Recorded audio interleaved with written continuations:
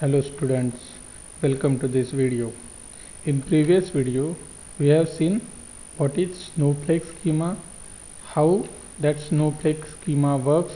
Also we have seen the advantage and disadvantage of snowflake schema. Today we will look at aggregate fact tables.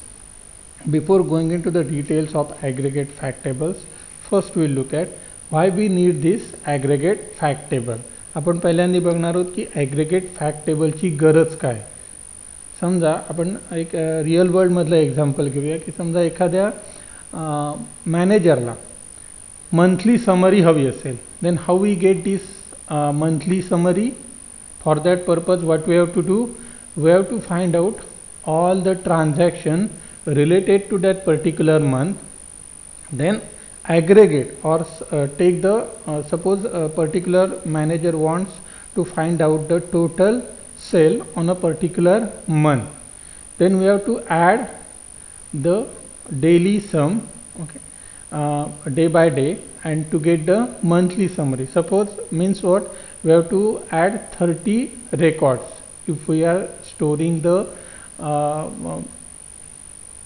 Data in the fact table on a daily basis. म्हणजे आपण समजा प्रत्येक दिवसाची cells summary आपण समजा तिथे दिवसाचा cells आपण तिथे स्टोअर केला असेल, तर समजा त्याच मॅनेजरला आता काय पाहिजे, समजा क्वार्टरली समरी पाहिजे, म्हणजे 3 महिन्यांनी पर्टिक्युलर प्रॉडक्टचा सेल किती झाला आहे. तर आपल्याला इथे काय करायला लागेल, तर 3 महिने म्हणजे 90 दिवसाचे आपल्याला काय करायला लागणार, ॲडिशन करायला लागणार. सो त्याच्यामुळे आपला काय होणार आहे, क्युरीचा परफॉर्मन्स जो आहे तो डिग्रेड होणार आहे. आपल्या क्युरीचा परफॉर्मन्स काय होणार आहे, डिग्रेड होणार आहे. सो हे अवॉइड करण्यासाठी and to get the quicker results, काही वेळा आपण काय करतो, स्टोरिंग द डिटेल डेटा, जेव्हा डिटेल डेटाबरोबरच आपण काय करतो, त्याचं एक ॲग्रेगेशन करून ठेवतो, किंवा त्याला आपण म्हणतो समरायझेशनसुद्धा करून ठेवतो. त्या समरायझेशन टेबलला काय बेसिकली म्हटलं जातं, तर ॲग्रेगेट फॅक्ट टेबल्स. कशासाठी, basically to improve the performance. Aggregates किंवा aggregate fact tables are summarization of fact related data for the purpose of improved performance. Performance improve करण्यासाठी आपण ॲग्रेगेट फॅक्ट टेबल्स वापरतो. There are many occasions when the customer wants to be able to quickly answer a question where the data is at higher grain than we collect. To avoid slow responses due to systems summing data up to higher levels, we can pre-calculate these requests, storing the summarized data in a separate star. Aggregates can be considered to be conform fact tables since they must provide the same query results at detail fact tables. आता याचं basically काय म्हणणं आहे या सगळ्या पॉईंट्समध्ये, तर आपण इथे काय करतो आहे, सेपरेट एक स्टार स्कीमा डिझाईन करतो आहे, ज्याच्यामध्ये आपण काय वापरणार आहोत, तर ही ॲग्रेगेट फॅक्ट टेबल्स वापरणार आहोत. मग जी काही युजरची क्युरी असेल त्याच्या अकॉर्डिंगली आपण ॲप्रोप्रिएट ॲग्रेगेट फॅक्ट टेबल वापरणार. Okay, we may require to use the detailed fact table, or we can say original fact table, or we may have to use aggregate fact table. समजा युजरला समजा particular डेचा sale हवा असेल, then we have to go to the detail fact table, sales fact table. समजा युजरला monthly summary हवी असेल, then we can use this aggregate fact table. Depending upon user request, we can use the appropriate fact table. पण त्याचा side effect काय असणार आहे, basically तर आपल्याला सेपरेट स्टार स्कीमा याच्यासाठी डिझाईन करायला लागणार आहे. Let us take a example. इथे बेसिकली काय आपण केलेलं आहे, एक मंथली समरी स्टोअर केलेली आहे. Okay, dimension table monthly. Okay, so आपलं प्रॉडक्ट डायमेन्शनला काही फरक नाही पडणार, किंवा स्टोअर डायमेन्शन पण ॲज इट इज राहणार. फक्त इथे आपण डे वाईज जो आपला डायमेन्शन टेबल, प्रत्येक डेचा डायमेन्शन टेबल होता, त्याच्याऐवजी आपल्याला इथे एक एक्स्ट्रा डायमेन्शन टेबल लागणार आहे, ज्याला म्हटलं जाणार आहे डायमेन्शन मंथ. आणि इथे आपण डेली सेल्स स्टोअर करण्याच्याऐवजी आपण इथे काय करणार आहोत, मंथली सेल्स, जो की ॲग्रेगेट केलेला आहे किंवा समराईज केलेला आहे, तो आपण बेसिकली इथे स्टोअर करणार आहोत.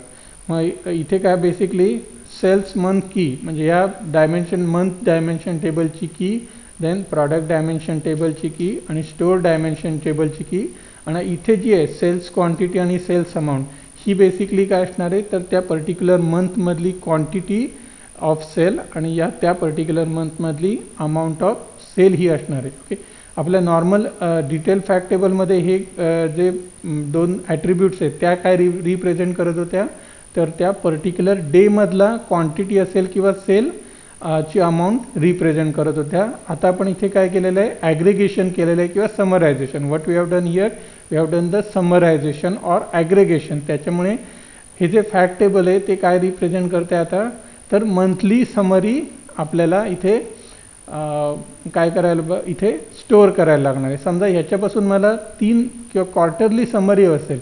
Okay, so instead of collecting the 90 records 90 record summarise करण्याच्या ऐवजी मला ह्या ॲग्रिगेट मंथली ॲग्रिगेट फॅक्ट टेबलवरून फक्त किती रेकॉर्ड कलेक्ट करायला लागणार 3 रेकॉर्ड. त्या क्वार्टरमधल्या 3 मंथचं फक्त मला रेकॉर्ड ॲग्रिगेट करायला लागणार.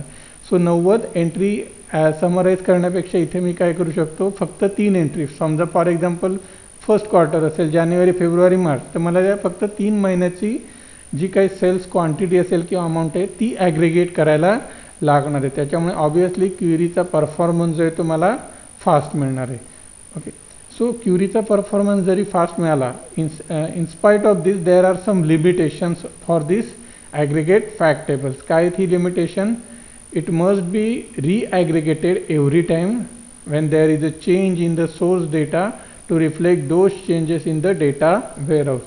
जेव्हा जेव्हा काही सोर्स डेटामध्ये चेंज होत असेल ओके तर त्या प्रत्येक वेळी आपल्याला हे जे ॲग्रिगेट फॅक्ट टेबल आहे ते अपडेट करायला लागणार आहे.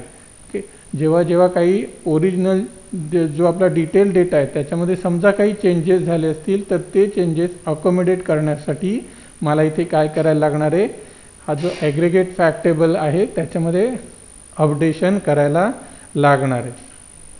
Then second, do not support exploratory analysis.